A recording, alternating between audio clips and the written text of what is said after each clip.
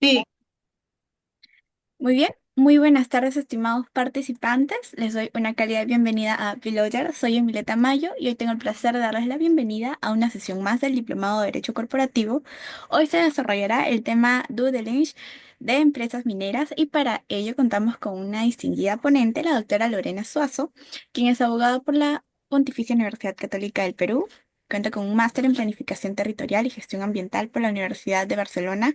Es máster en BA en Minería, Dirección y Gestión de Empresas Mineras por la Universidad Católica de Murcia, España, y de la Escuela Abierta de Desarrollo en Ingeniería y Construcción. Y ha concluido sus estudios en el máster en Alta Dirección Internacional en la Universidad de Complutense de Madrid. Es especializada en temas mineros, medioambientales, relaciones comunitarias y episemiología de proyectos. Cuenta con más de 15 años de experiencia en el sector. Muy bien, agradecemos a todos los participantes que nos acompañan a través del aula virtual, aquí en la plataforma de Zoom o a través de nuestras redes sociales por la transmisión en vivo. Se les recomienda que puedan enviar sus preguntas al chat y la doctora podrá responderla en el momento que mejor disponga. Bien, estimada doctora, le damos la más cordial bienvenida y le cedemos el uso de la palabra para que pueda dar inicio a su sesión. Muchísimas gracias.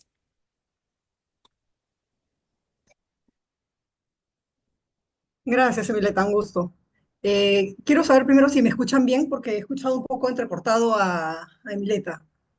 No sé si me puedes confirmar, por favor, Emileta, que me escuchas correctamente. Sí, doctora, yo sí la escucho perfectamente. Ya, ok. En todo caso, si es que está fallando mi internet, por favor me avisas, sino para conectarme a otra red. ¿Ok? Gracias. Voy a compartir una presentación. Ah, ok.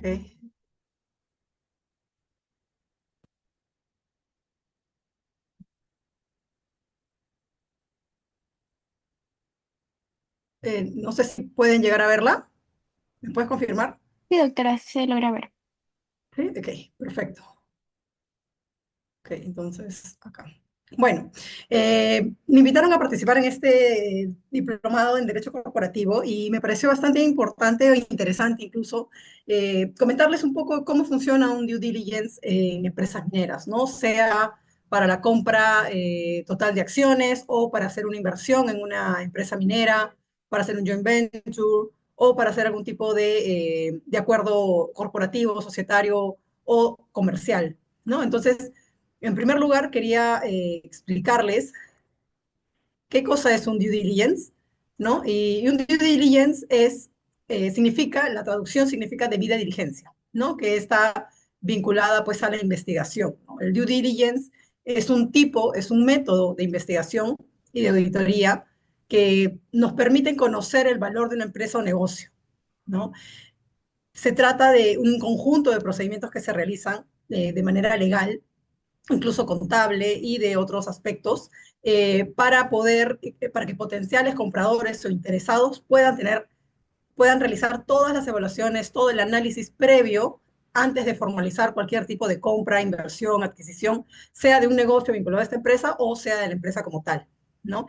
Entonces, este due diligence es un proceso de análisis, ¿no? De recopilación de información, el estudio de la misma, ¿no? Que realiza algún interesado, ¿no? Un inversionista, para conocer la situación legal y establecer qué riesgos existirían en su inversión, ¿no? Ese es el concepto de un due diligence y les voy a comentar cuáles son los aspectos a revisar siempre en un due diligence de empresas mineras y en realidad en un due diligence de cualquier tipo de empresa, a cualquier tipo de sector industrial que se pueda dedicar, ¿no? Puede ser minera, eléctrica, hidrocarburos, puede ser una empresa simplemente de construcción o de audiovisuales, ¿no? En realidad, un due diligence engloba una serie de aspectos y va a tener siempre una característica especial dependiendo del negocio o del giro de negocio de esta empresa, ¿no? En este caso, vamos a rápidamente leer cuáles son todos los puntos que se ven en un due diligence de empresas mineras, ¿no? Y van a ver resaltados dos únicamente en esta lista que se revisa, eh, estas áreas que se revisan, que son los que vamos a explicar el día de hoy, porque este es un diplomado de Derecho Corporativo, ¿no? Entonces, siempre se arranca con la parte corporativa o societaria, ¿no? les voy a explicar a fondo en las siguientes diapositivas qué significa hacer un due diligence respecto a la parte o al área corporativa. También se hace una revisión de la parte contractual, ¿no? ¿Qué tipos de contratos tiene la empresa? Aquí voy a hacer un resumen muy rápido para que ustedes un poco entiendan qué significa cada una de estas áreas, pero que se abren en un submundo dentro de todo el requerimiento que uno hace de un due diligence, ¿no? Entonces, el contractual significa todas aquellas obligaciones y derechos que tiene una empresa respecto a contratos con terceros, sean ya privados, sean ya con el Estado, y cualquier tipo de situación que pueda generar obligaciones que el que esté interesado, por ejemplo, en comprar una empresa va a tener que asumir porque pues finalmente va a ser el dueño, digamos, de esta empresa, ¿no? De seguros es importante porque existe una serie de pagos importantes también respecto a cualquier tipo de industria que tú puedas realizar, ¿no? No solamente nos referimos a seguros que puedan proteger el negocio como tal, sino también seguros que están vinculados con la gente o con el personal que tiene esta empresa, ¿no? También se revisa el área laboral, efectivamente, que es revisar qué personal tú tienes en planilla, cuáles están mediante contrato de locación de servicios, si tienes sindicatos, qué tipos de infracciones has tenido respecto a Sunafil, a esta autoridad, la fiscalizadora pues, de temas laborales del Ministerio de Trabajo, también qué procesos laborales tienes pendientes, si tienes supervisiones en trámite, qué sanciones has tenido para poder saber más o menos cuál es el comportamiento regular de la empresa y saber las contingencias que podría generar, ¿no? Evidentemente, haciendo una revisión minuciosa de todo el tema laboral, tú puedes llegar a saber qué contingencia futuro puedas tener, ¿no? Porque de repente tú puedas hacer un due diligence correctamente, pero puedes dejar de lado en revisar si es que un personal, digamos, Lorena, fue contratada mediante un contrato de locación de servicios cuando en realidad era una trabajadora y Lorena podría en algún momento demandar a esta empresa y pedir el pago de todos los beneficios sociales de los cuales nunca recibió, ¿no? Por esa desnaturalización que existe del vínculo laboral. Entonces eso termina siendo una contingencia porque puede ser un monto de repente no tan importante en algunos casos, pero podría ser montos bastante importantes también cuando eh, vinculan cargos de dirección, cargos de confianza, ¿no? Tributario, creo que eso no merita tanta explicación porque es todo lo que es referente a la SUNAT. Las multas de la SUNAT son importantes, también las laborales. Entonces es importante que existan especialistas para estos dos rubros, especialmente porque son los más neurálgicos a veces dentro de sanciones que podrían haber, sacando de lado evidentemente el tema minero, que es el más gravoso que existe para cualquier tipo de industria en realidad. También de propiedad intelectual y políticas de privacidad, de litigios, ¿no? Para saber qué tipos de procesos tiene la empresa y de qué tipo, digamos, cuáles son los resultados posibles que puedan haber, si son remotos, probables, posibles, para uno poder ir previendo cuánto de contingencia económica podría significar. Eh, También qué productos y servicios ellos tienen ya contratados, por ejemplo, dependiendo de cada rubro del tipo de empresa que se esté tocando, ¿no? Finanzas es muy importante, toda la parte contable para saber cómo están las cuentas. Ahí esto se vincula un poco con corporativo respecto al tema de estado financiero, si son auditados o no, ¿no? Y finalmente, también vamos a tocar en este diplomado, es la parte de minería en el caso de due diligence de empresas mineras respecto a permisos y licencias, ¿no? Antes de arrancar con la carne, digamos, de un due diligence para esta clase, es importante decirles que en minería existen muchos tipos de empresas mineras, ¿no? Aquellas que hacen exploración, aquellas que hacen explotación minera, aquellas que se dedican a procesar mineral o conjuntamente las tres antes mencionadas, exploración, explotación y procesamiento de mineral, o simplemente comercialización, que es un tipo de actividad minera, ¿no? Hay 9 tipos de actividades mineras actualmente, según la Ley General de Minería. Entonces sería un poco complicado de repente en una clase de una hora yo explicarles cada uno de las empresas, dependiendo de sus particularidades, cómo tendría que ser un due diligence para cada una, porque tienen una serie de requisitos y de prerrogativas distintas dependiendo del tipo de actividad mineral que se dedique. Entonces, lo que vi prudente, dado la coyuntura que vivimos y que vemos en las noticias de muchos temas de minería informal, minería ilegal, explicarles un poco cómo sería un due diligence, ¿no? Respecto a empresas mineras que tengan una planta de beneficio y que quieran vender la empresa, o sea, las acciones de su empresa, ¿no? Nos vamos a focalizar respecto a este supuesto en específico, no de exploración, no de explotación, sino una empresa. Lorena está interesada en comprar una empresa minera que tiene una planta de beneficio y quiero serme dueña del 100%, bueno, 99.99% de las acciones de esta empresa. ¿Y qué es lo que tendría yo que revisar respecto a puntos corporativos y mineros? Entonces, arrancando con la parte corporativa, lo primero que se revisa siempre es la escritura pública y o el documento privado de constitución de la empresa, ¿no? Es la minuta, pues, ¿no? Donde se ha constituido la empresa, la escritura pública que se genera a partir de la minuta, la inscripción registral que esta también genera, para saber quiénes fueron los accionistas fundadores o los socios fundadores, ¿no? Dependiendo de cada caso, para poder saber cómo nació esta empresa, ¿no? Entonces los abogados hacemos una revisión minuciosa de cómo se ha hecho la constitución para saber que no haya ningún problema o para saber cuáles son las reglas de juego que existieron desde el inicio de la creación de esta empresa, ¿no? Así como también se piden todas las modificaciones hasta la fecha de revisión que se realiza el due diligence con las inscripciones registrales de ser el caso, ¿no? Como ustedes también deben saber, no todos los actos societarios son inscribibles en el registro público de sociedades, sino algunos, ¿no? Entonces, dependiendo de cada caso, si es que son inscribibles, si se han inscrito y si no se han inscrito, por qué motivo no se han inscrito, ¿no?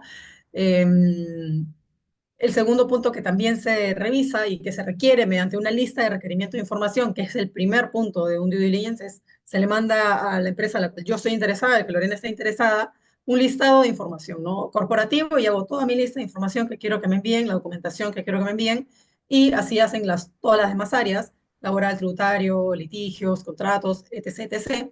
Y minería también hace su lista de requerimiento, ¿no? Esta lista de requerimiento de información. Entonces, el segundo punto de la parte corporativa que se requiere es el detalle de la existencia de sucursales, ¿no? De establecimientos de comercio y o de agencias, ¿no? Porque eso evidentemente genera una serie de obligaciones adicionales, genera un valor adicional incluso a la propia empresa.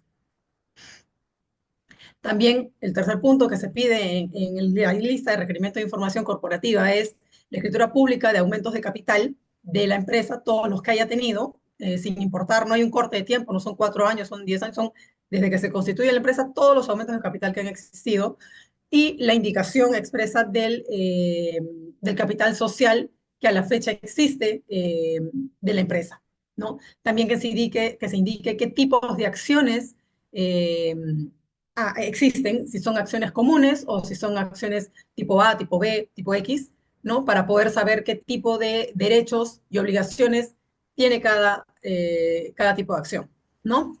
Y el patrimonio de las sociedades. También se solicita que la misma empresa genere y entregue un diagrama esquemático y detallado de la estructura y la organización de la sociedad, ¿no? Digamos, si la empresa tiene un directorio, no tiene un directorio, cómo está manejada esta empresa, cuenta con una gerencia general, ¿ok? ¿Qué gerencias tiene a cargo esta gerencia general? Una gerencia legal, una gerencia comercial, una gerencia operativa, una gerencia de recursos humanos, una gerencia de administración y finanzas, una gerencia de logística, y una serie de gerencias que podrían existir. No es que exista una obligación por ley de tener un determinado número de gerencias, sino que depende del mismo negocio, pero sí de un gerente general que es el que finalmente es el responsable del manejo de la empresa, así como de las responsabilidades que pueda esta generar por cualquier tipo de actividad. Específicamente en minería es muy importante que el gerente general tenga un control directo con la empresa minera, porque ante accidentes, ante contaminaciones o con cualquier tipo de actividad que podría generar algún tipo de desmedro, no solamente al ambiente, sino especialmente a la vida humana, es que el gerente general tiene que estar muy vinculado a las actividades de la propia empresa y no solo trasladar esa obligación de supervisión y de cuidado a sus gerentes, ¿no? Son un conjunto de personas que son responsables de esto, ¿no? Eh, entonces, como les decía, ¿no? Un diagrama esquemático y detallado de la estructura y organización de la sociedad, incluyendo los nombres y perfiles de los miembros de la junta directiva, de los directores, de los gerentes, de los administradores, de los empleados de confianza y dirección, con indicación de las facultades y autorizaciones otorgadas, ¿no? Esta información se le pide a la empresa que se va a comprar sin perjuicio de que nosotros como abogados hagamos la revisión tanto como por la partida registral que se van a indicar qué poderes han sido otorgados y que se encuentren inscritos, así como aquellos poderes, por ejemplo, que han sido otorgados, pero que solamente han quedado registrados en libro de junta de accionistas, no necesariamente de registros públicos, ¿no? Hay algunos poderes que se otorgan y que son efectivamente válidos y totalmente eficaces, pero que no son necesarias su inscripción registral para que uno pueda ejercerlos sin ningún tipo de problema, ¿no?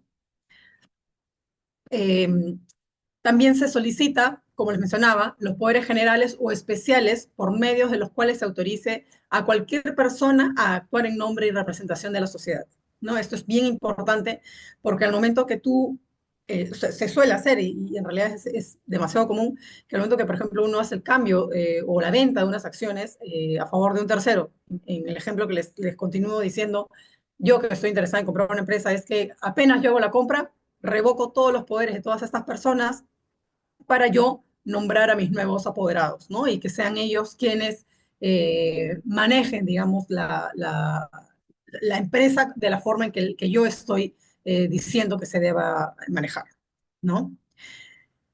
Luego, también, ahí, ya. Luego también se pide un listado de todos los accionistas de la sociedad con una descripción de su participación, al igual que el libro de registro de accionistas de la sociedad, que es el libro de matrícula de acciones, ¿no? Se pide el listado de quiénes son los accionistas.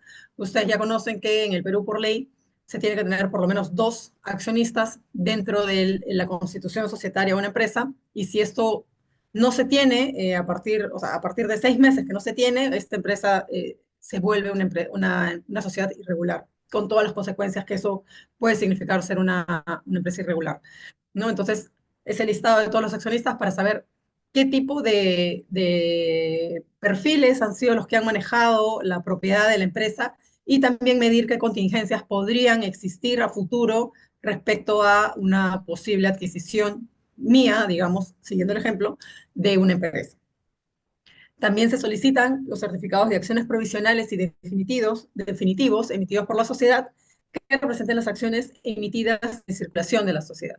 No es importante que ustedes seguramente también conocen la diferencia entre certificados de acciones provisionales y definitivos de una sociedad y, eh, y esto tiene que hacer un match perfecto con el libro de matrícula de acciones o el registro de accionistas de la sociedad. Se solicita copia, si no es el original, del libro de actas de Junta General de Accionistas. También se pide copia del libro de sesiones de directorio en caso esta empresa cuente con un directorio, que como ustedes saben es facultativo. Y también se solicita el libro de actas o el original de la matrícula de acciones de la empresa, ¿no? Se solicita los acuerdos de accionistas o de voto que existan entre los accionistas de la sociedad y también actas de cualquier otro órgano colegiado contemplado en los estatutos de la sociedad y que así se haya regulado dentro del propio esquema funcional de la empresa. Se solicita una lista de todos los titulares de opciones, de garantías, de acciones convertibles, deudas convertibles y demás derechos que puedan tener la facultad de adquirir acciones de la sociedad y detallando qué valor tiene este derecho que tienen estos terceros, el precio de ejercicio y qué demás términos y condiciones para, por ejemplo, yo poder eventualmente subrogarme en la posición de ellos comprando ese derecho que ellos tienen a poder adquirir estas acciones de la sociedad para poderlos sacar de mi idea corporativa de compra de esta empresa, ¿no? Se pide copia de todos esos acuerdos para ver que no tengan algunos truquitos, como le decimos nosotros, los abogados, y que el mecanismo de poder retirar dentro de estos acuerdos de derechos de terceros sea el más limpio y que no nos generen contingencia de ser el caso, ¿no? Y eventualmente, si no tengo interés en comprar esos derechos que tienen estos terceros, pues saber quién va a ser accionista conmigo eventualmente o podría ser accionista conmigo eventualmente en un futuro, ¿no?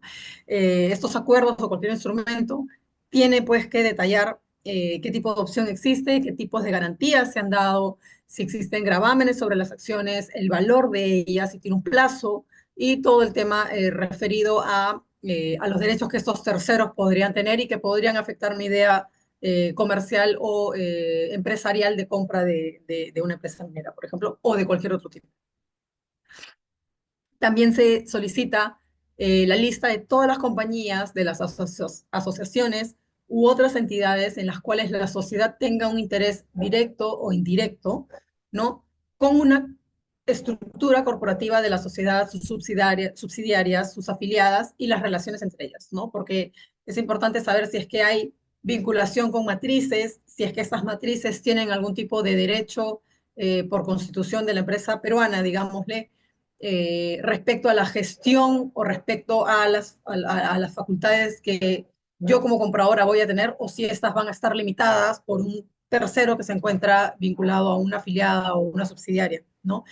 O a una matriz. ¿No? Esto es muy importante porque a veces se obvian este tipo de revisiones y luego cuando tú ya eres dueño de las acciones te das cuenta que estás un poco limitado a poder plasmar todas las ideas que tú puedas tener para ese negocio debido a que existen estas estructuras corporativas de las sociedades que nunca fueron reveladas de manera completa o no fueron requeridas, ¿no? Eso es lo más importante. El tema del due diligence es que la lista de requerimientos que uno envía tiene que ser la más completa posible, porque el hecho que yo no la pida, no significa que el otro no me la entregó, evidentemente, porque no se la requerí. Y si existe esa información y no me la dieron porque yo no la pedí, no significa de que ellos me han ocultado información.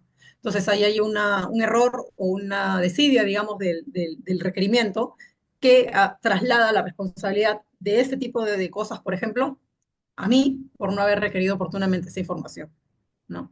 Y también, pues por eso a veces, para cubrirnos un poco de manera general ante algunas cositas características que puede tener cada empresa, es dentro de la lista de requerimientos, es poner cualquier otro tipo de información relevante que podría afectar el manejo o conducción de la empresa de manera normal o un wording así similar. Perdón.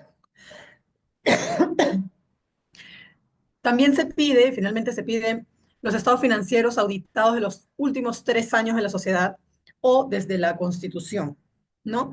Y estados financieros del último trimestre. Esto es bien importante porque va a reflejar cómo está funcionando la empresa, qué pasivos, qué activos tiene, y esto hace un cruce importante con la parte contable y financiera, ¿no? Para saber que lo que yo compro de repente corporativamente está perfecto, pero por la parte financiera tiene un problema grave y pues ahí es donde empiezan los análisis ya totalmente económicos para determinar si eh, vale la pena, por decirlo en criollo, esta adquisición de esta empresa, ¿no?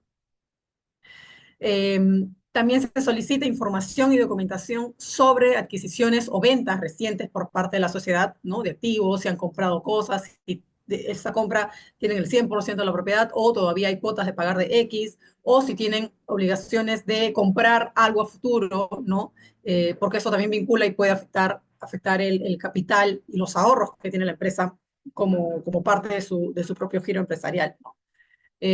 Una lista de todas las jurisdicciones en las cuales la sociedad, sus filiales y sus subsidiarias adelanten actividades comerciales, esto es especialmente minería. Y también se pide información y documentación sobre préstamos a los accionistas, ¿no?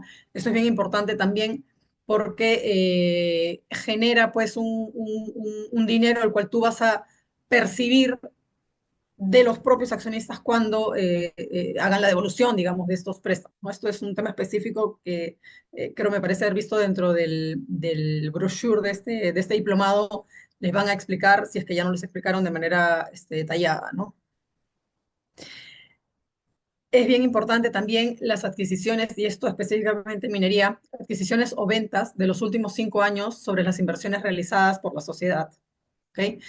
También se solicita información sobre los dividendos generados, decretados o declarados por la sociedad desde la fecha de fin del último ejercicio. Se solicita finalmente estos 3 puntos que están vinculados al tema corporativo, pero también están vinculados a otras áreas como la laboral, como la financiera y como la minera, que es el Código de Buen Gobierno Corporativo o descripción de las políticas de gobierno corporativo de la sociedad. Es un documento importante que si bien no es obligatorio tenerlo, le da un valor agregado a la empresa de contar con este tipo de códigos, ¿no? Mundialmente la mayoría de empresas usan este tipo de códigos y acá Perú también la mayoría también veo que de las empresas serias, digamos, están teniendo dentro de sus políticas internas, ¿no? Documentos de identificación de los miembros de la junta directiva, accionistas y directivos y gerentes, son documentos de identificación, y finalmente el sistema de prevención de lavado de activos y financiamiento del terrorismo, que es el SPLAFT, y quién es el oficial de cumplimiento de la empresa. ¿No? Esto es interesante porque no solamente es que se aplica para minería, sino para otras industrias, pero en minería es un tema bien delicado, es bien importante y además es obligatorio, ¿no? Dependiendo siempre de qué tipo de actividad minera realices. Bueno, quiero ver qué hora es. Ok. Entrando un poco a la parte de la minería, ¿no? En el dibujo del lado izquierdo ustedes pueden ver una empresa, digamos, es una planta de beneficio. Ahí están los tanques y las fajas transportadoras que trasladan el mineral, ¿no? Entonces, como les dije al inicio, vamos a hacer este ejercicio de due diligence en la idea de que Lorena quiere comprar una planta de beneficio acá en Perú, pero en vez de comprar el activo como tal, solamente los fierros, como decimos nosotros, quiero comprar las acciones de la empresa. Y por eso este due diligence incluye la parte corporativa. Distinto sería si es que yo quisiese comprar solamente los fierros de la empresa y comprar la planta de beneficio como tal. ¿No? Ese es un activo que quiero comprar y no me interesa quiénes son los accionistas, no me hace mayor interés ni ningún tipo de curiosidad o de análisis cuál es el estado financiero de la empresa, si cuentan con un código de buen gobierno corporativo, porque no es mi finalidad tener acciones y vincularme corporativamente con la empresa, sino comprar únicamente el fierro, digamos, ¿no? Entonces, en este caso, estamos pensando que vamos a comprar las acciones de una empresa que cuenta con una planta de beneficio, ¿no? Entonces, primero, eh, tenemos que ver, y también les mencionaba al inicio, ¿no? Que con esto de las noticias, de la minería informal, de la minería ilegal, vamos a suponer que esta planta de beneficio se encuentra en un proceso de formalización minera, ¿no? Que ustedes ven mucho todos estos problemas que están habiendo con el delito Reinfo, que se va aplazando año tras año y que ahorita llega hasta junio y que seguramente en junio va a renovarse por algunos años, algún tiempo más. Y ese es el registro integral de formalización minera, ¿no? El REINF, así se llama. Entonces, pensemos pues que vamos a comprar una planta de beneficio que pertenece a una empresa minera que está en un proceso de formalización, pero quiero comprar pues las acciones, ¿no? Entonces, ¿qué se le solicita? Primero, pues el REINFO, ¿no? El registro integral de formalización minera, que se encuentren inscritos de la planta de beneficio y o del procesamiento de minerales, ¿no? Se solicita constancia de posesión del terreno donde se ubica la planta de beneficio o la autorización del terreno superficial donde se encuentra la planta de beneficio, ¿no? Acá en minería hay algo bien interesante, que es que el hecho que tú tengas una planta de beneficio o el derecho, una concesión minera de beneficio para construir una planta, no te da per se el derecho de poder ubicarte en cualquier sitio y ponerte. Y si tú ubicases un área donde dices, acaba de ir mi planta y la autoridad te aprueba que pueda hacer una planta de beneficio ahí, te va a requerir necesariamente, antes de darte el permiso y todo, es que tengas algún acuerdo con el propietario del terreno para poder montar la planta en ese sitio, ¿no? Tú no te puedes meter en cualquier lugar y construir pues lo que quieras, simplemente por el hecho de contar con un proyecto de planta de beneficio, ¿no? Entonces, puedes tener tanto una autorización de tercero, mediante un acuerdo de alquiler, un usufructo, un acuerdo de servidumbre, una constancia de posesión del terreno, o si es que el terreno no es de ningún tercero privado y es del Estado, se solicita un contrato de servidumbre minera, ¿no? Que eso se firma con las autoridades, con los gobiernos regionales, dependiendo de dónde se ubique el área que estás interesado, ¿no? Y eso es un procedimiento que toma un par de años de repente porque tiene que haber una tasación, tiene que te dan una servidumbre temporal en el camino, luego te dan una definitiva, entonces es un procedimiento un poco largo, pero que finalmente funciona para poder montar una planta de beneficio en un área en donde no se ha identificado un propietario, que por ende es el Estado, ¿no? También se solicita la aprobación del instrumento de gestión ambiental y fiscalización para la formalización de actividades de pequeña minería y minería artesanal, que se llama el IGAFOM, ¿no? Esto, el IGAFOM, es como el EIA, que ustedes seguramente han escuchado, o como la DIA, que también es un tipo de permiso ambiental, dependiendo del tipo de actividad minera y de qué escala estás haciendo ese tipo de actividad minera, ¿no? En este caso, para una empresa de Reinfo se le llama IGAFON.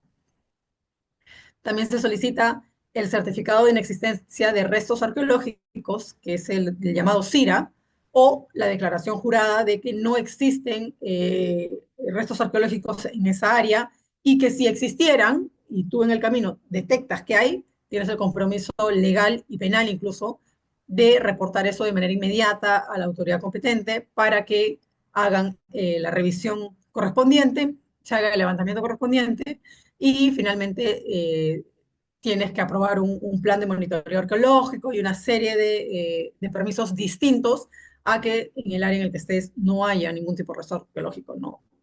Un CIRA significa de que ya está comprobado de que no hay nada, ¿no? Evidentemente, si ya tienes tu CIRA y estás trabajando y encuentran, no sé, un mini Machu Picchu en el área donde estás haciendo tu planta de beneficio, tienes también la obligación de reportar al Ministerio de Cultura para que hagan la revisión adecuada y tengas que tramitar los permisos siguientes para poder trabajar si es que aplicase seguir trabajando allí, ¿no?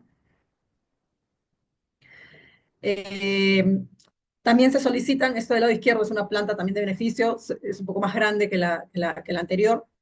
Eh, perdón. Se solicitan todos los permisos de autoridad del agua vinculados a temas hídricos, ¿no? Si vas a hacer uso de agua superficial, si vas a hacer uso de agua subterránea, si van a ser tomados, de qué puntos de captación de agua van a ser tomados estos recursos hídricos, cuánto vas a solicitar o cuánto vas a captar de manera mensual, cuánto vas a pagar tú a la autoridad del agua por recibir esta agua para tu proceso industrial o para consumo distinto, doméstico, como le decimos, o como se llama, por hecho, en la propia operación minera. No tienes que tener estos permisos. No es que justo el río pasa al costado de la empresa minera y la empresa chapa el agua, como dicen, y la usa. No, no, no se puede. Eso tienes que tener un permiso.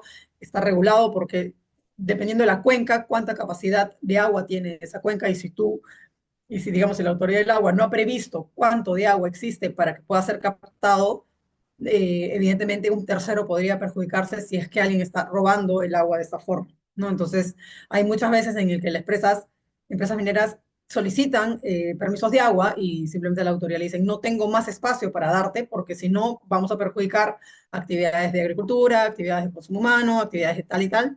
Simplemente pues tienes que ver cómo tú prevés llevar el agua hacia tu propio proceso, ¿no? Estos son los temas principales que se revisan siempre para una actividad minera porque es bastante complicado el tema del agua, especialmente en el departamento de Ica, ¿no? Que es donde hay bastante deficiencia hay mucha escasez de agua en esas zonas. Eh, Se solicitan también los permisos y licencias para la construcción de la planta de beneficio, ¿no? No es que uno dice voy a construir una planta y simplemente voy y empiezo a poner los fierros como yo he previsto que va a ser mi proceso, si va a ser de flotación, de lixiviación, si va a tener circuito de cobre, dependiendo de lo que yo esté proyectando mi planta de beneficio, eso se tiene que presentar ante la autoridad para que se apruebe y finalmente, aprobado, construyo para que, por último, la autoridad venga a revisar que lo que he construido coincide con lo que ha sido aprobado para darte ya la autorización de funcionamiento, ¿no? Que es el siguiente punto, que es resolución de aprobación de inicio o reinicio de actividades de beneficio y o autorización de funcionamiento de la planta de beneficio, ¿no? Entonces, respecto a la construcción de una planta, tú presentas tu expediente, te aprueba la autoridad diciendo, ok, puedes construir tu planta, la construyes, luego solicitas la inspección y finalmente viene la autoridad a verificar, a hacer el match entre tu expediente físico o documentario con la visita en campo y si estos coinciden y funcionan de manera correcta, sin ningún tipo de riesgos, tanto para el medio ambiente como para la propia estructura, como para la gente que está en la misma operación minera como aledaña, pues te aprueban la autorización de funcionamiento de la planta, que es la aprobación de inicio de actividades o reinicio de actividades.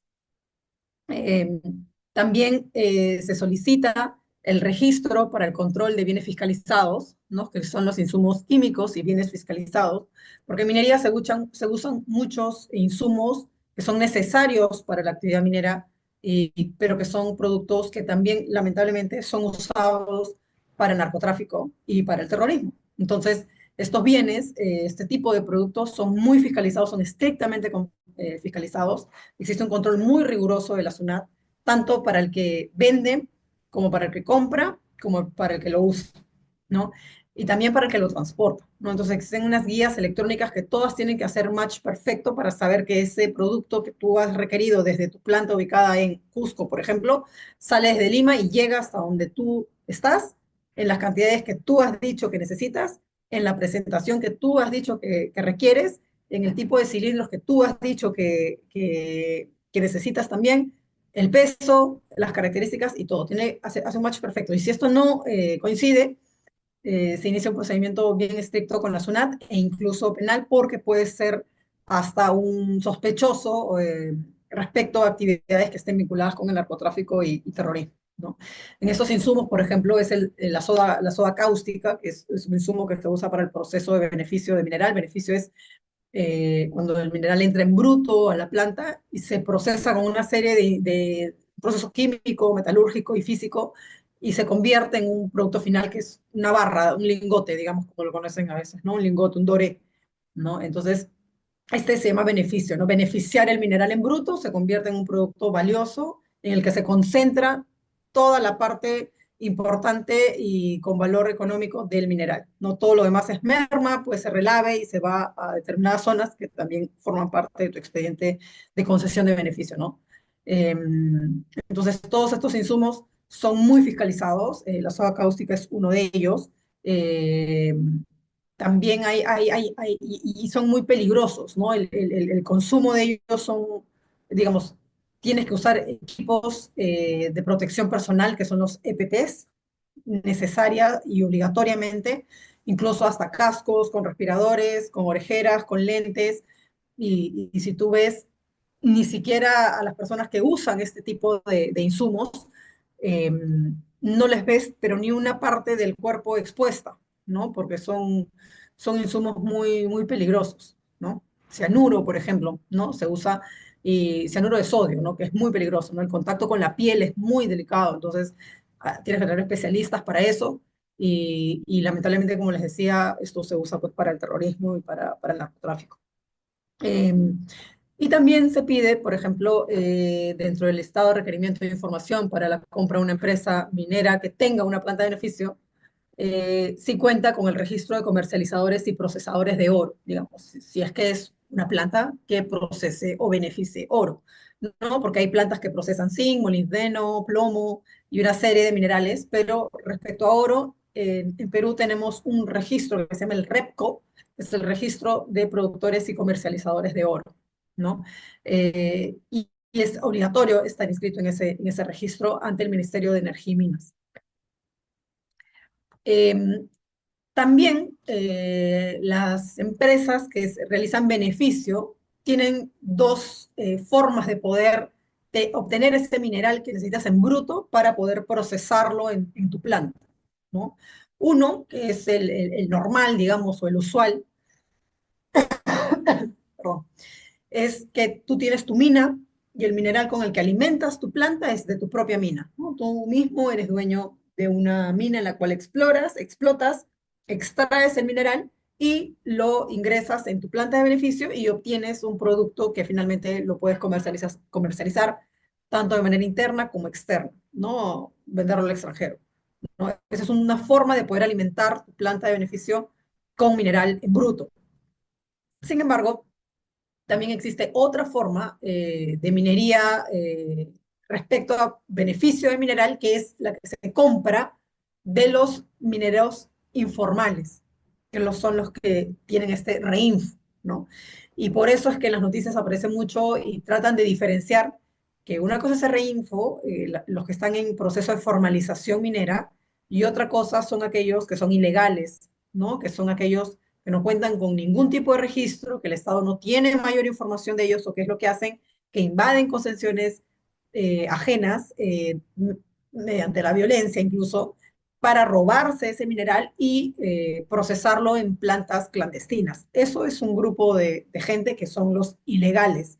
Los informales son aquellos que por los motivos que existen o que pudieran ellos sostener, están en un proceso de formalizarse, ¿no? Y estos son los del REINF, ¿no? Que son distintos, como le digo. Esto que ustedes ven en las noticias de la minera caudalosa, que se meten a cada rato y están matando a la gente, que están volándose las torres de alta tensión y todo esto, no son mineros informales, son gente de minería ilegal, ¿no? Y pues claro, también hay un poco que se camuflan entre ambos a veces, lamentablemente, ¿no? Pero no son personas de Rainfo hasta donde hemos visto que las noticias que es, ¿no? Pero bueno, entonces si mi intención es que no voy a procesar el mineral de mi mina, sino perdón, minera caudalosa no, minera caudalosa es la que tuvo un proceso de derrame poderosa. Este, mm, un proceso, si yo quiero comprar esta mineral de mineros informales, ¿qué es lo que les tengo que pedir a ellos para poder yo comprar ese mineral? No es que simplemente, no es como una transacción sencilla en el que tú vas y compras y ya está. No, se tiene que pedir una serie de información para yo, como dueña de la planta, tener 100% de seguridad de que el mineral que estoy comprando viene de un proceso de formalización minera y no de un ilegal, porque comprar mineral de un ilegal acá es un delito y está penado incluso con cárcel y es bastante delicado, ¿no? Entonces, eh, pensando que vamos a comprar a uno que está en formalización minera, se le pide lo siguiente. Primero, que demuestren que están inscritos en el Registro Integral de Formalización Minera, que es el REIF, ¿no? Segundo, se le pide el documento de identidad o RUC del minero que está en el REINFO. Se le pide la ficha RUC de esta persona, que es el titular del REINFO. Si es una empresa que está en el REINFO, se le pide el certificado literal o la copia certificada, como ahora se llama, de la persona jurídica que vende el mineral, ¿no? Ese era el caso. Si es que es una empresa también, se le pide vigencia de poder de los representantes, de la persona que representa a la persona jurídica dueña del mineral que está en el REINFO, ¿no? Se pide guía de remitente y guía de transportista. Guía de remitente para saber de dónde, quién me está mandando el mineral a mi planta, porque no es que yo como dueña de planta voy hasta donde está la mina y me lo traigo en camión, sino que ellos mismos los despachan. Y se pide una guía de remitente y una guía de quién está transportando ese mineral, ¿no? Entonces se hace una trazabilidad que le llamamos en minería para saber que el mineral de donde viene es efectivamente de donde está inscrito el REINFO, ¿no? El REINFO te localiza en áreas coordenadas, UTM, dónde está ubicado este REINFO y que el mineral sale de allí, ¿no? Entonces tú puedes tener una trazabilidad que el mineral viene del sitio donde te están diciendo y no es que vino cualquier persona y me dijo, está viniendo de acá, pero en verdad no está viniendo de ahí, sino está viniendo de otra zona o de un ilegal, que simplemente le da el mineral a él y él me lo vende de manera formal, digamos, ¿no? Entonces existen bastantes filtros de revisión de información para justamente evitar este contrabandeo de mineral ilegal a través de los reinfos, ¿no? Esto es una cosa rápida, quería dejar unos 10 minutos para que ustedes puedan preguntar las dudas que puedan tener. Quería antes pasarles un video pequeño, cortito, ¿dónde está? Para que ustedes puedan ver un poco cómo funciona un proceso de, de minería, si es que alguien no está familiarizado en esto, o no sé si es que hay algún minero aquí como yo, pero quería comentarles un video un poquito antiguo, que es de Antamina, pero les explica un poco cómo funciona el proceso de beneficio en general, ¿no? O la planta concentradora o la planta de beneficio de Antamina, ¿no? Entonces, si les parece bien, se los comparto por aquí para que lo podamos ver. ¿Qué pasó? A ver, vamos. Ah,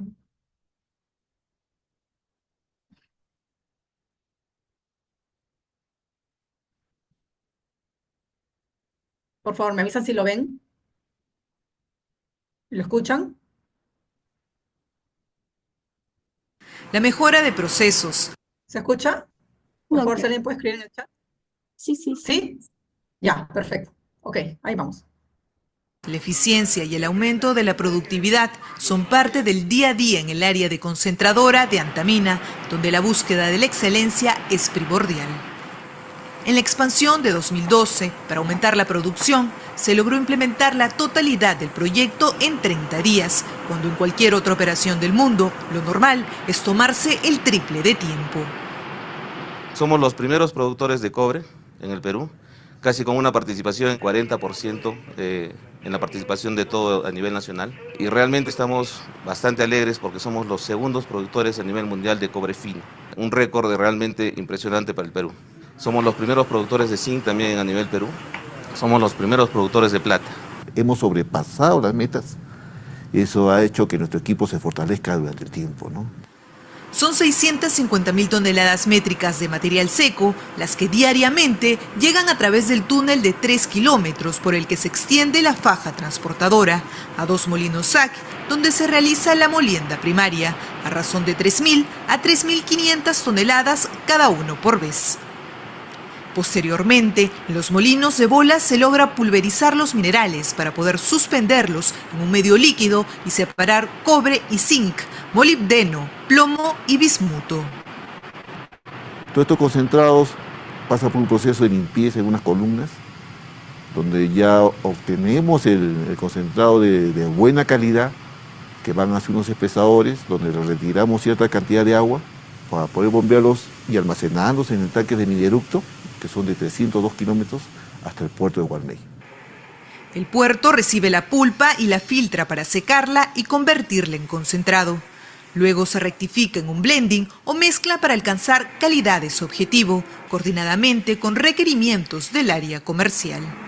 El producto final espera su embarque en un almacén que puede guardar 1.100 toneladas de alguno de los minerales más finos del mundo. Normalmente al mes estamos alrededor de 8 a 9 barcos mensuales, que ya llevamos 1.900.000 toneladas exportadas en este año 2012, que ha sido muy bueno en producción tanto de la mina, concentrador y el tema de embarques.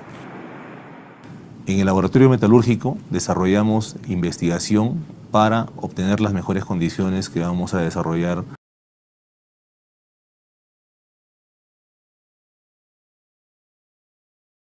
sobre las cuales realizamos determinaciones para tener los ensayos químicos de estas muestras.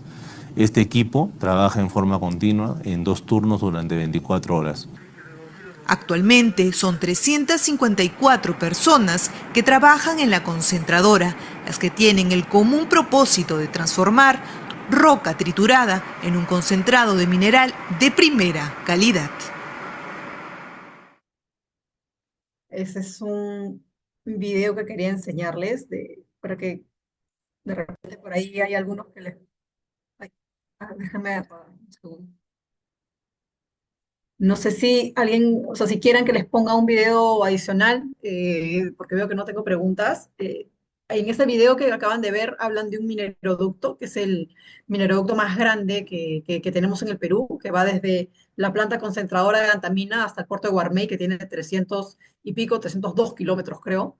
Es bien interesante. Tengo un video para que ustedes vean qué significa un mineroducto, que es por donde unos tuberías, digamos, que van muchísimos kilómetros hasta el puerto de Guarmey.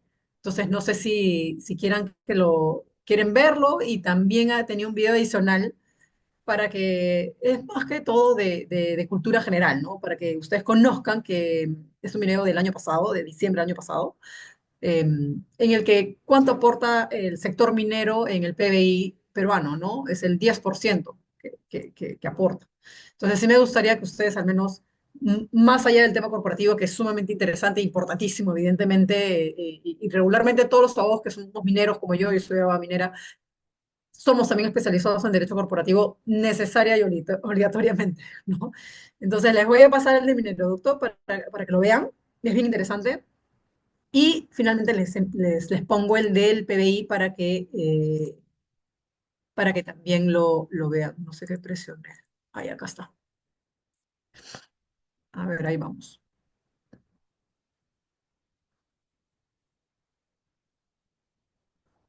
Mineroducto. ¿Sí se escucha, verdad? Sí, doctora. Ya, gracias.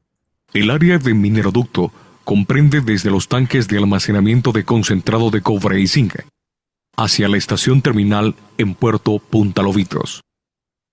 Los concentrados de cobre y zinc son bombeados desde el underflow de sus respectivos espesadores hacia el sistema de almacenamiento del mineroducto, el cual está compuesto por 5 tanques de almacenamiento, 3 de ellos destinados al concentrado de cobre y los 2 restantes para el concentrado de zinc. Cada uno de ellos cuenta con un agitador. El concentrado se descarga en 2 mallas lineales que se encargan de separar los cuerpos extraños que contaminan el concentrado. La malla 360 SCW405 recepciona el concentrado de cobre y lo descarga en un distribuidor de 3 puertos para alimentar a los 3 tanques de concentrado de cobre. La malla 360 SCW400 recepciona el concentrado de zinc y lo descarga en un distribuidor de 2 puertos para alimentar a los 2 tanques de concentrado de zinc. La chatarra que queda atrapada en las mallas cae por tuberías hacia una tolva que se encuentra a nivel del piso. A nivel del piso existen 2 manifolds verticales, donde convergen las descargas de los tanques de almacenamiento. Cada manifold tiene una tubería de salida que ingresa a la estación de bombeo PS1 y alimenta la succión de las bombas de carga de cobre y zinc según sea el caso. La estación de bombeo PS1 está compuesta por las bombas de carga y las bombas de la línea principal. Las bombas de carga impulsan el concentrado hacia una línea común, desde la que se alimenta a las bombas de la línea principal. Son 4 bombas de carga, 2 para el concentrado de cobre y 2 para el concentrado de zinc. Se cuenta además con un sistema de tuberías que transporta el agua de proceso o fresca que descargan en las tuberías de succión de las bombas de carga de cobre y zinc. El operador de mineroducto habilita el paso de agua cuando se requiere bombear tandas de agua a través del mineroducto. En la línea principal se tienen 4 bombas de tipo pistón. 3 de ellas operan continuamente y una permanece en stand-by. Estas bombas descargan en una línea común que se extiende hasta fuera de la estación, convirtiéndose en la tubería que transporta el concentrado hacia las instalaciones de Puerto Punta Lobitos.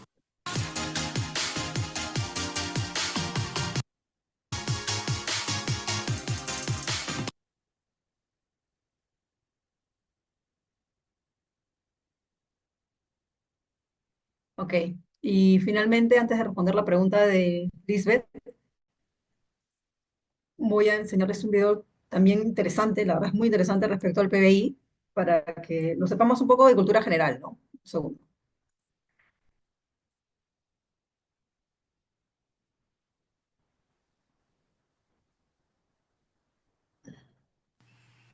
Hoy el sector minero de Perú representa casi el 10% de su Producto Interior Bruto. En un momento en que los minerales vinculados a las energías verdes son ansiados por el mercado, recursos con los que el país sudamericano cuenta en abundancia. Los ingresos por la exportación de minerales alcanzaron los 27.200 millones de dólares estadounidenses en 2021, lo que supone el 60% del total de las exportaciones del país. Desde 1997 han representado aproximadamente el 60% de las exportaciones de la nación.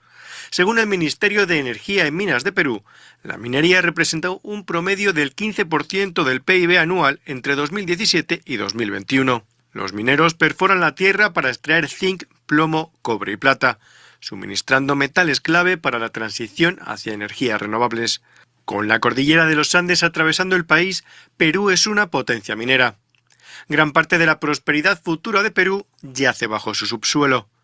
Este pozo de mina, uno de los múltiples accesos a la mina Kolsky City, es también una fuente de minerales críticos para las naciones del Rin del Pacífico, que representan más del 70% de la demanda global.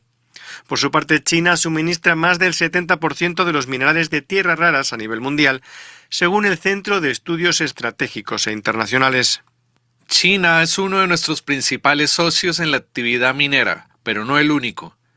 En orden de zonas geográficas, la República de Corea, Japón, un socio importante, Australia. En Europa tenemos a Suiza y España. En las Américas, Estados Unidos, Canadá, Brasil y México. En otras palabras, es una industria que se ha abierto al mundo y tenemos inversores de todas partes del planeta. Dentro de la mina de Colquisiri, a unos 85 kilómetros al norte de la capital, Lima, los mineros abren un nuevo túnel. Perforan primero y luego colocan explosivos. Una excavadora automatizada extrae la roca rica en minerales de una cámara recién abierta. Puede verse el brillo del mineral en la roca, que una vez extraída, deja un espacio vacío. Primero rellenamos el espacio vacío para estabilizar y continuar extrayendo el mineral. Y su función principal es estabilizar las cavidades abiertas y continuar exponiendo los próximos cortes de mineral. En lugar de desechar los residuos fuera de la mina, los desechos que quedan son transportados a través de tuberías para rellenar las cámaras. Estamos en una operación de relleno hidráulico cementado. Es una mina subterránea. Tiene una proporción de cemento de 120 kilos por metro cúbico de desechos y se transporta desde la superficie hasta el vacío generado a raíz de la explotación. Un sistema totalmente automatizado se encarga del relleno con una mezcla del 93% de desechos y un 7% de cemento. Al hacerlo, esta empresa evita contaminar el entorno con los desechos que contienen metales pesados. La idea es hacer que la minería sea más respetuosa con el medio ambiente. Trabajar junto a las granjas para tener una mina tan cerca de una finca es algo que sucede en muchos otros países, también aquí en Perú. Pero hoy en día es una tendencia que el propósito de la industria minera sea conocido por todos y que se sepa que los metales serán necesarios a partir de ahora y durante muchos años. La mina colabora con las comunidades vecinas en el Valle Agrícola de Huaral.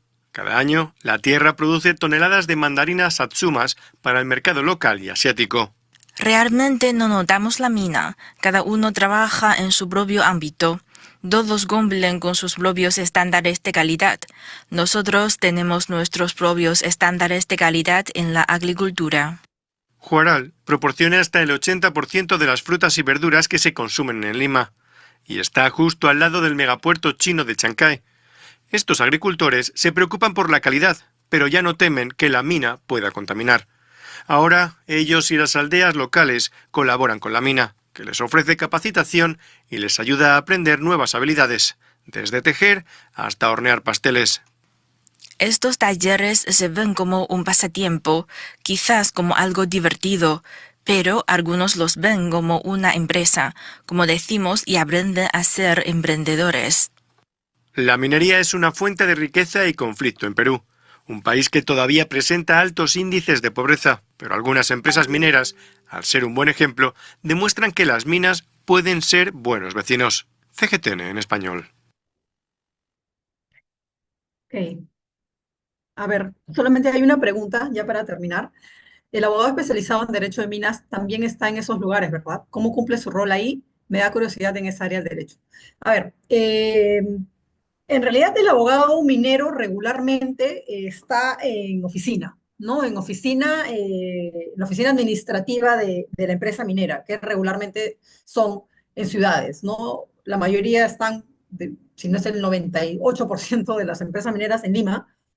Algunas tienen oficinas administrativas también en Arequipa, en algún departamento distinto al de Lima. A veces se estila, pero eso es en mineras que son extremadamente grandes por la carga legal que puede existir, a tener asistentes legales en campo, ¿no? En unidades mineras con regímenes mineros, ¿no? Los regímenes mineros, estás hablando de regímenes de 20x10, que son 20 días en campo, 10 días de descanso, o 15x7, que son 15 días en campo, 7 días de descanso, o 30-15, que son 30 días en campo, 15 de descanso, 40-20 incluso, 40 días en campo, 20 días de descanso. Hay bastantes tipos de regímenes, ¿no? Dependiendo de la propia producción de la propia gestión interna de la empresa, ¿no? Pero yo que soy abogada minera desde que estoy dedicada a la minería desde que empecé derecho desde los 19 años, ya hace más de 20, siempre he trabajado en Lima, pero he viajado muchísimo a minas, a unidades mineras, ¿no? Cuando yo trabajaba en el estudio de Chocopar, ahora Baker McKenzie, ya hace algunos años, Viajaba sí, pero no de manera continua a las operaciones, ¿no? Ya cuando me voy in-house en alguna gerencia legal de alguna minera que he estado varios años, tenía que viajar sí, por lo menos una vez al mes, pero eran viajes bastante rápidos, ¿no? Luego, cuando ya tuve la oportunidad de ser gerente general de algunas otras empresas mineras, pero también manejaba el área legal, sí viajaba de manera continua porque era necesario tener un control directo con las operaciones, porque no solamente por el hecho de hacer bien tu trabajo, sino que estás también exponiendo tu propia libertad, digamos, como tal, porque si existe un accidente por descuido tuyo como gerente general, eh, es tu responsabilidad ante la justicia el responder por aquel accidente o cualquier cosa que pueda suceder, ¿no? Entonces, eh, los abogados que trabajamos en minería estamos especializados, más aún cuando estás a cargo de una gerencia legal o en una gerencia general, eh, obligatoriamente casi, o sea, te diría que todos los gerentes legales en corporativo al 100%. También tienes que tener conocimientos bastante fuertes de temas laborales para agarrar una gerencia legal en una minera, si es que a alguien le puede interesar de repente. Saber, evidentemente, contractual, regulatorio y el core de la parte es la de minería, ¿no? Es importante que empecemos o que empiecen, si es que así les interesa, a conocer la parte técnica de la minería, ¿no? No solamente saber la parte legal, cómo funciona y qué normas aplican y qué sanciones hay, etc., etc., o cuál es el procedimiento, sino entender cómo funciona un proceso. ¿Por qué un molino tiene que ser 5x5? ¿Cómo es el proceso de flexibilización? ¿Cómo tiene que venir mineral? ¿Cómo es un blending? Entender toda esa parte técnica que tiene un lenguaje totalmente distinto porque es de ingenieros. Es muy entretenido, es muy interesante, es un mundo bien distinto a legal, pero en el tiempo que vas estando tú en minería vas aprendiéndolo y te ayuda muchísimo para que tú puedas ejercer tu rol de abogado, ¿no? Y es bastante completo que alguien pueda tener la parte de asesoría legal con la parte de apoyo técnico, ¿no? Entonces, en una fiscalización, tú puedes tener la capacidad de poder responder ante una fiscalización como abogado porque conoces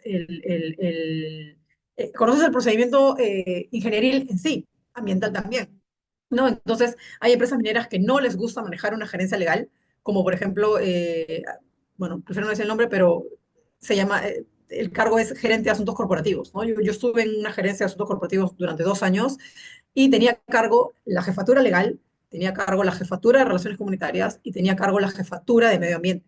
Entonces, como pueden suponer, la parte legal, ok, clarísimo. La parte de relaciones comunitarias, sí, bueno, tuve que ver muchísimas cosas sociales, de sociología, estudiar muchas cosas de sociología para poder participar en las asambleas comunales, a los temas de participación ciudadana e ir a campo, conversar con las comunidades, con las autoridades, etc., etc., por estar en la jefatura de relaciones comunitarias. Pero lo más interesante era la jefatura ambiental, ¿no? Tenía obligatoriamente que especializarme en temas ambientales de ingeniería ambiental. No es derecho ambiental, es distinto. Eso está dentro de la jefatura legal, sino de ingeniería ambiental. Cómo funciona el proceso ambiental dentro de una empresa minera. Entonces, eso te genera un valor muy importante porque podríamos decir que es un abogado que tienes un poquito más de conocimiento en el sentido de poder responder de manera eficiente, rápida y correcta, que es lo más importante para un abogado, ante cualquier problema que pueda existir y mitigar tus riesgos, ¿no? Entonces, regresando a la pregunta de Lisbeth, eh, sí, o sea, el abogado de minas viaja allá, verifica que las cosas estén pasando bien. No es que ellos van a tener per se la capacidad de poder decir, oye, no, este tanque 5x5 está ubicado en una coordenada que está distinto y te van a sancionar. No, pero sí puedes requerirle, oye, hazme un reporte, quiero saber qué componentes existen ahorita en este sitio, te los envían y tú como abogado de minas verificas que efectivamente los componentes que tienes son los que están autorizados y que si hay una supervisión no va a haber ningún problema por haber incluido un equipo o un componente que no está autorizado, porque eso es una falta importante en minería, ¿no? Entonces, ¿qué dice? Cuál es la debida diligencia para que una empresa minera pequeña pueda afrontar un proceso de extinción de dominio? ¿A qué te refieres con proceso de extinción de dominio? No sé si Alejandro pueda explicar.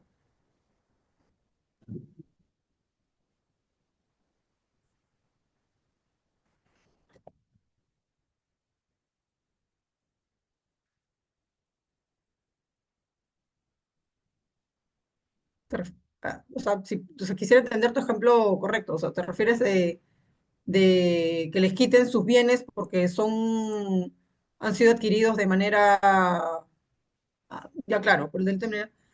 Claro, lo que pasa es cuál es la debida diligencia para que una empresa minera pueda afrontar un proceso de extinción de minas. Lo que pasa es que ahí no hay debida diligencia que se tenga que hacer, ¿no? Si el Estado detecta que los bienes que tú has adquirido son por el delito de minería ilegal y lavado de activos, o sea, ahí no hay un tema de corporativo de debida diligencia. Digamos, el Estado no te va a revisar si es que tienes las acciones de la empresa están de ABC motivo, sino eso es por un tema penal, fiscal, totalmente distinto a un tema de due diligence corporativo, ¿no? Ahí simplemente lo que hace el Estado es decomisar los bienes que encuentre, demoler ante delitos de minería ilegal, que son las dragas que pasan en noticias que siempre encuentran en Madre de Dios. Ahí al Estado no va a ir a preguntar, oye, vamos a hacer un due diligence para ver si tú tienes tus estatutos inscritos en registros públicos, para nada. Simplemente van y hacen voladuras de todos los activos que tiene esta empresa originados por minería ilegal y más aún por lavado de activos y peor aún por narcotráfico, ¿no? Entonces, ahí no hay mayor, o sea, el Estado no te va a hacer un due diligence, ¿no? Y un abogado, o sea, no quepa la idea de due diligence, o sea, la idea de un due diligence en este tipo de supuestos, o digamos en esta clase, es cuando un privado quiere comprar una empresa para hacerse del proyecto de las acciones de una empresa minera, pero jamás vinculado a un tema de extinción de dominio porque los bienes de esta empresa minera han sido adquiridos de manera ilegal por el delito que haya sido, ¿no? O sea, ahí un due diligence no tiene nada que ver, ¿no? La Fiscalía no va a hacer un due diligence ahí. A la Fiscalía no le va a interesar eh, per se, me refiero, o sea, quién es el dueño de esto, o sea, va a hacer la demolición que necesita hacer, identificando quiénes son los responsables penales, pero no por un tema de due diligence, ¿no? Eh, bueno, y la última pregunta para ya dejarlo, porque la clase era hasta las 6, me van a matar acá. ¿Cómo puedo seguir preparándome o qué libros me recomienda acerca de esta área del derecho de minas? Porque tengo entendido que hay muy pocos autores, y acerca del supervisor es alguien que tiene conocimiento legal y técnico al mismo tiempo. A ver, le voy a enviar, hay una serie de libros, antes no habían tantos, pero ahora hay más gente que han escrito de minería. Hay libros que son básicos de minería, eh, que hay que entenderlo. El problema un poco de minería y que es parte del Congreso a veces que tenemos es que cambian demasiado las normas de manera muy rápida y de manera muy gravosa. Y minería es la actividad de recursos naturales que tiene más regulación comparado con hidrocarburos, pesquería, forestal, geotérmico y cualquiera. O sea, minería tiene un sinfín de normas. Entonces, es bien complejo porque a veces tú tienes una norma y tienes 65 normas posteriores que van modificando poquito a poquito y tienes un Frankenstein de norma que al final ya tu norma original ya ni siquiera es la vigente, ¿no? Porque ha sido tan cambiada que la verdad pareciera que es necesario pasar una en limpio, ¿no?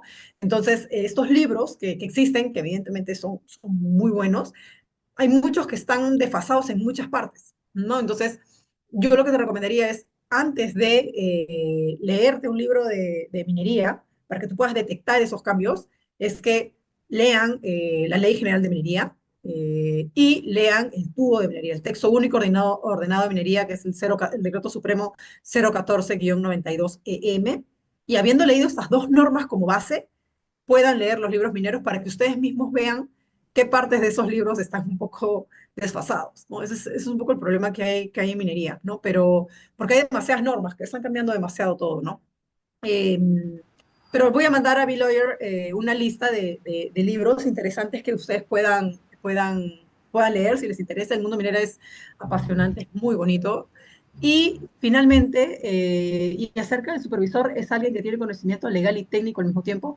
Bueno, depende, ¿no? Lo que pasa es que si te supervisas o Sinarmin, por ejemplo, en una parte de geotecnia, que es para saber que tu relavera de repente esté construida de manera correcta, no es solamente un ingeniero el que te hace la revisión, es un equipo. El Sinarmin terceriza esos servicios a empresas que se encargan de la revisión y cuentan con un staff de ingenieros y cuentan con un staff de abogados que hacen la supervisión. Hacen una supervisión documentaria, hacen una supervisión física y finalmente te envían un documento si es que te requieren información, si es que te responsabilizan de algo, si es que te inician un PAS, ¿no? Un procedimiento administrativo sancionador, ¿no? Entonces, eso es en el caso de Sinarmin. En el caso de OEFA, la autoridad ambiental, también es similar. En el caso de SUNAFIL, que también es un supervisor, claro, estoy hablando de supervisores del Estado, ¿ah? También usualmente son abogados, ¿no? Los que hacen las supervisiones en temas laborales.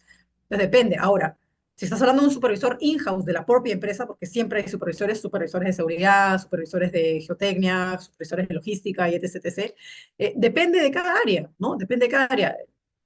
Contabilidad no tiene un supervisor, legal tampoco, pero las áreas operativas regularmente sí, y son ingenieros la mayoría, ¿no? Ingenieros o logísticos, o geólogos, ¿no? Regularmente, o administradores incluso, ¿no? Y los supervisores, si tienen un apoyo adicional por la parte legal o viceversa, el legal de la parte técnica, funciona mucho mejor, pero no es que sea un requisito para ser supervisor tener ambos conocimientos como carrera. O sea, evidentemente conocerlo es súper importante. Como les digo, yo conozco mucho la parte técnica, pero no soy ingeniero. Sí quiero estudiar una parte de ingeniería metalúrgica porque me gusta demasiado, pero no soy ingeniero, ¿no? Pero lo conozco y lo entiendo muy bien. Entonces, no existe per se un requerimiento de que el supervisor tiene que tener estas características de ambas profesiones, ¿no? Así que bueno, es eso. De Doctora, verdad les agradezco mucho el tiempo por, por haber tomado un viernes a las 5 de la tarde en reunirse conmigo y un poco saber de cómo funciona este tipo de due diligence en empresas mineras. Y cualquier duda que tengan, le voy a pedir a la señorita encargada de BillLawyer que les comparta mi correo para que eventualmente puedan hacer las consultas que crean pertinentes. Ya son 6 y me he pasado 15 minutos, discúlpenme, por favor.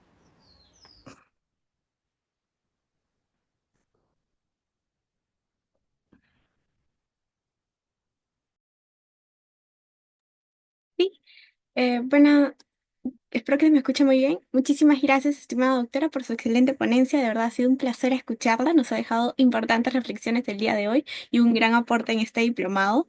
Esperamos contar con usted en futuros eventos académicos, doctora. Muchísimas gracias. De nada, un gusto, por favor, cuando necesiten. Muchas gracias. Buen fin de semana a todos. Igualmente. Bye. Chao, chao.